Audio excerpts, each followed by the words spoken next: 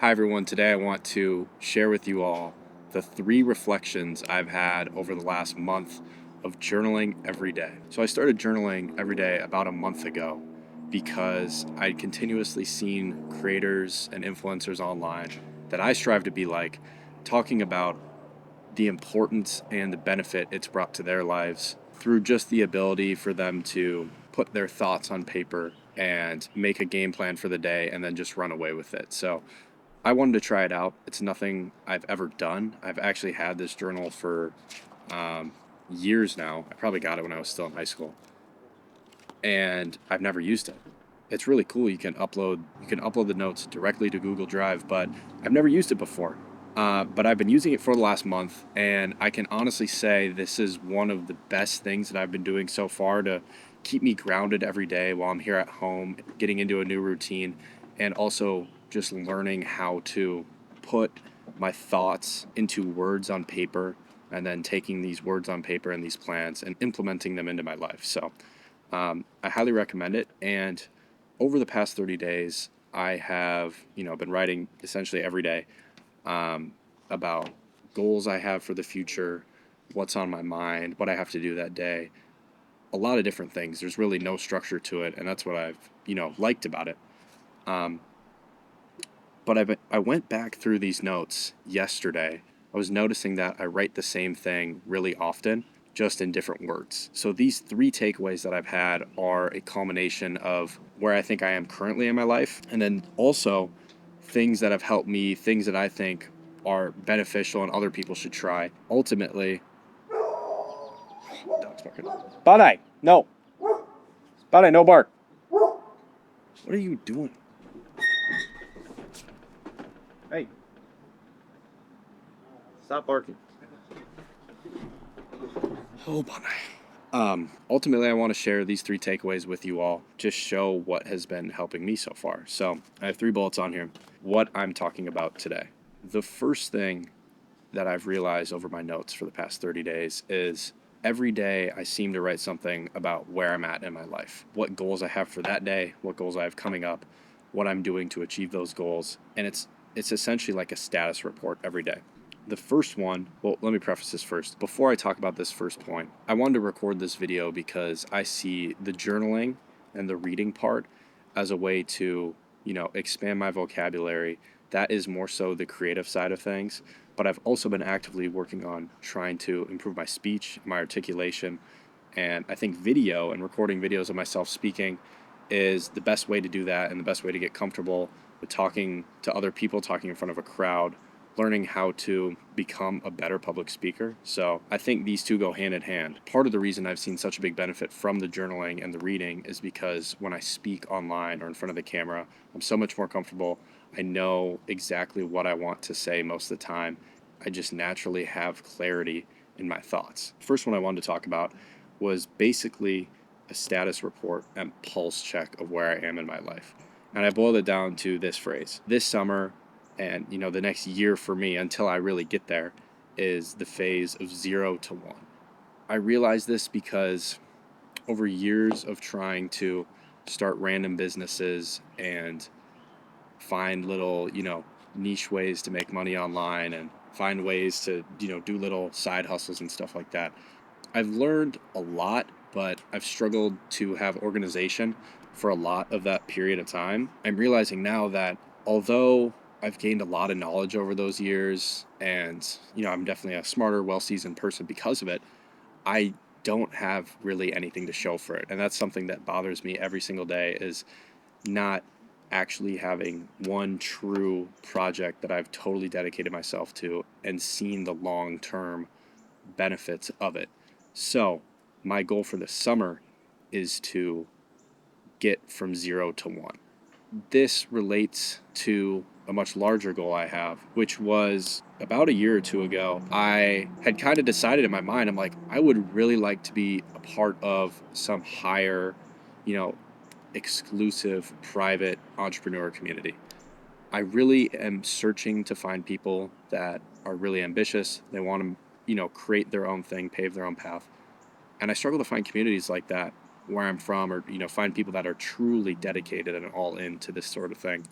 So I've seen, several online communities like Only Earned, Outliers, that a lot of creators online have created. And they just seem like very strong communities of people that I would, love to meet, love to work with, love to be friends with. I came to the realization that I could not benefit from any of those communities or circles right now because I have nothing to share. I would be the weak link in the group because I've accomplished nothing until this point. I have nothing to offer anybody else. So that's been my driving, motivating anchor this summer, is get from 0 to 1 so that I can actually join one of those communities. I can, meet some great people, and I can have something to offer in return, because otherwise it would feel inauthentic for me to be in a space like that if I haven't been able to do something on my own at all yet. So that's the goal for that. And it's one thing that I talk about almost every day in my notes. I want to keep working towards, and I am going to keep working towards. The next thing I wanted to talk about, for 0 to 1 was the first takeaway. The second takeaway I have is an acronym from a TED Talk that I watched like 2 days ago, actually, but it reiterates an idea that I've been talking about in my notes for the past month, and that is being able to speak clearly and communicate my ideas effectively with my voice. The TED Talk was from a guy named Yasir. He is, a speech coach, and I think it was a speech coach, life coach, and he had this acronym that he shared called SHARE. The point of his whole talk was to make yourself memorable. There's no point in talking and sharing your ideas or having an opinion if it's not memorable, if you have nothing really unique or different to offer than anybody else. He said there are several different ways that you can make yourself memorable when you're talking to people, when you're meeting people for the first time, when you're sharing research, when you're giving a presentation. The SHARE acronym breaks down his formula for how to make yourself memorable in a conversation. So I'm going to briefly go over it, but it's been something ever since, I saw it 2 days ago. I actually wrote it down, which I rarely do. I don't even write down notes for class, but this felt important to me.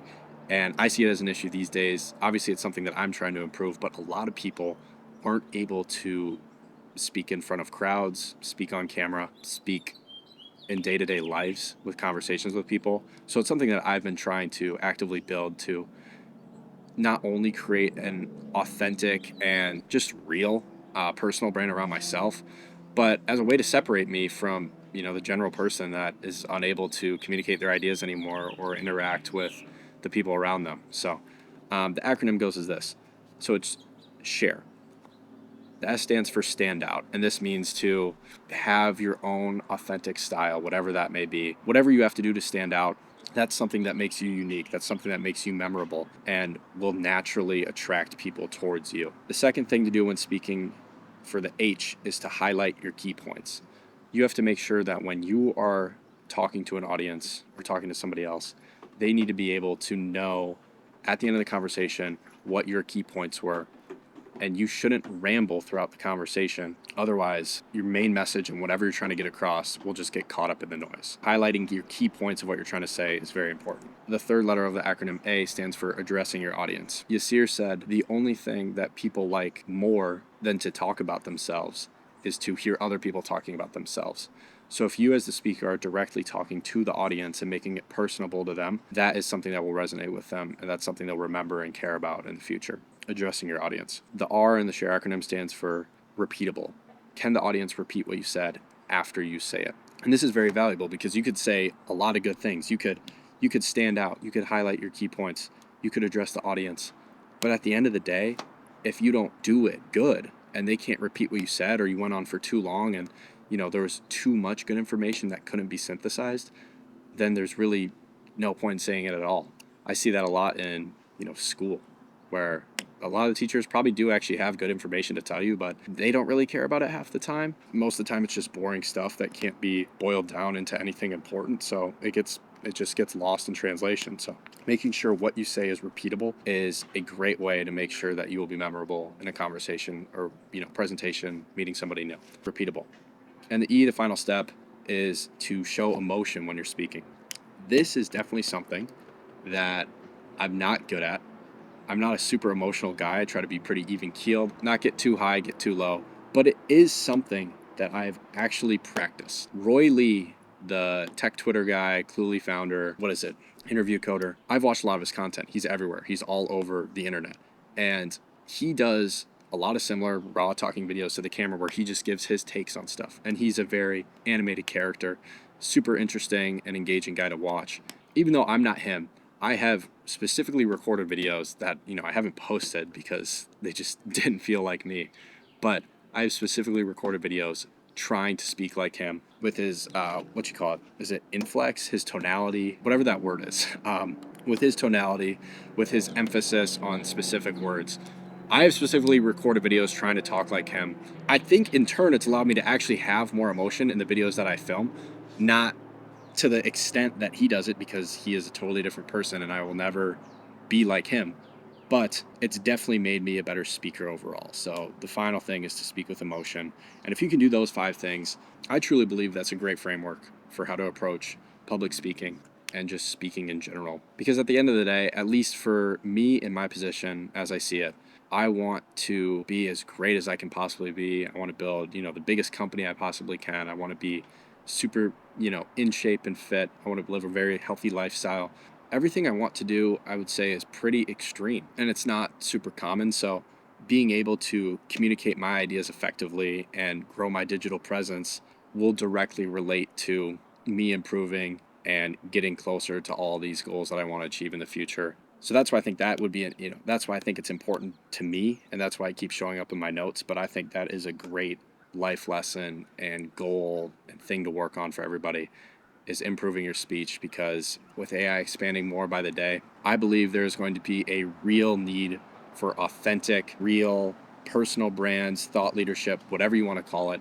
There will be a high demand for that in the near future just because of all the slop garbage content that gets put out there today, just because it's the easy thing to do. It doesn't take any effort. I believe people will really gravitate to those real authentic creators that truly believe in what they're doing, working tirelessly to make their dreams a reality. And I think we're already seeing a shift in that direction. Being able to communicate effectively is of the utmost importance and isn't something that's actually taught a lot anymore. You kind of have to go out of your way to do it and improve it. That's something I definitely want to improve and work on this summer.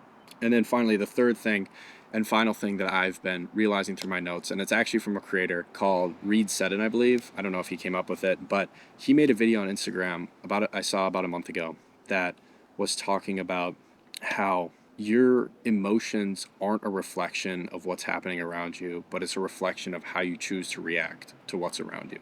And that rang true to me because I've constantly found myself doing the opposite. It's really easy to let the weather outside, something not going your way, whatever it may be. It's so easy to let that stuff affect your mood and ruin your day or whatever it may be. But it's crazy when you really just think about it, that it doesn't impact your day at all if you don't want it to. Like you can just, yes, you have emotions, but you can really just choose to be in whatever mood you want to be most of the time. And it's pretty obvious. It's a pretty easy solution most of the time if you're not in a good mood to get into a good mood. Oftentimes you just hadn't worked out yet that day, haven't had a good meal, you haven't drank enough water. Sometimes it's physical things that are holding you back and literally causing your emotions to be out of order and you to lose control over them. Choosing emotions is a real thing, and I've been experimenting with it over the past month. Truly, the results have been awesome. Now, it's a lot easier to say this in summer when it's super nice outside, the schedule's not too crazy, and I have a lot more freedom. But truly, all the days that I have been down or not wanting to do something, whatever the circumstances may be, most of the time, if I just went to work out, did an activity that I liked, said that, you know what, it's not that big of a deal at the end of the day, my day has instantly improved. And it's crazy how much time I see other people just sulking and sitting in sadness or boredom or whatever it may be, just because they choose to do that. They choose to let these little things totally agitate them and ruin their entire days. That's one thing that I'm really glad that I've tried to take a stand against and improve. It's opened my eyes to a whole different lifestyle that I feel like prior to watching this video, I was the type of person that a lot of minor inconveniences would really annoy me. And it's not to say that they don't now, but I don't let it ruin my whole day now. I kind of just move on and, let each action kind of be individual of each other. And coming at it with that approach, it's really not that big of a deal. It's not going to be the end of the world. You're going to be okay. Has been amazing and freeing, and has put me in a much better mood and mindset for approaching business, relationships this summer in general. And I would highly recommend to anybody that struggles with this a lot, of being very moody and emotional, to just understand that you can choose what emotions you want to have at the end of the day. You are in control of your body. You control your mind. Just don't make these small things bigger deals than they really are. That basically concludes all of my takeaways. Honestly, I could yap for hours on this video about random thoughts I've had and things I've learned from a lot of the TED Talks I've been watching, a lot of YouTube videos I've been watching, creators I've been consuming, books I've been reading. I've been trying to do a lot, and it's all been good, and I can see it starting to stack up. But ultimately, these are the three big things that I think will round out my life and put me on a good path going forward in the summer. And just one final time to reiterate and summarize, the three biggest takeaways from my journaling over the last month were: I need to go from 0 to 1 in business, in life, and everything. Get some proof of concept behind me. I want to learn to communicate effectively and articulately using the SHARE acronym to make sure that I am an engaging and memorable speaker and my ideas actually resonate with the audience I'm trying to talk to. And finally, choosing to be in control of my emotions and be emotionally mature in whatever situation I might be approaching. So those are my three takeaways. I think they're very valuable, super valuable for anybody that's in college or in their 20s trying to figure things out. These are things that have been working for me and have kept me oriented on the path that I want to get to in the future. If you like it, let me know. I'll probably do more of these. Not necessarily journal takeaways every time, but other things I've been learning through business, through life, kind of just keys to success that I've experienced, but also maybe videos about detrimental things that have held me back and advice that I would give myself if I was younger. So more of these style of videos to come, where I'm just talking real and authentically to the camera, and I'm excited to share these videos with you guys in the future. So thanks for listening.